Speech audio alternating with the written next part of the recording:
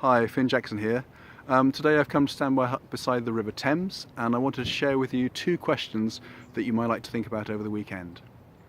Now, you don't need me to tell you that we're living through a time of change, and when so many things are changing all at once all around us, it's easy to kind of wake up one morning and think, how do we get here? What just happened?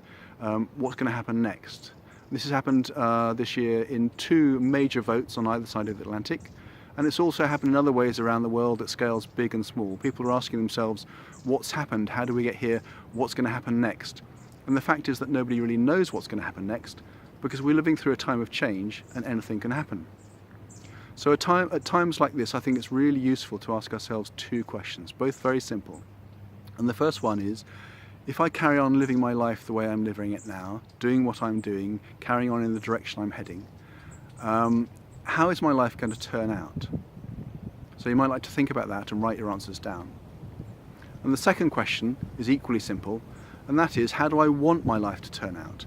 When I'm on my deathbed, looking back at what I've done, what do I want to have achieved, and how do I want to have done it? What will it take for me to have lived a worthwhile life?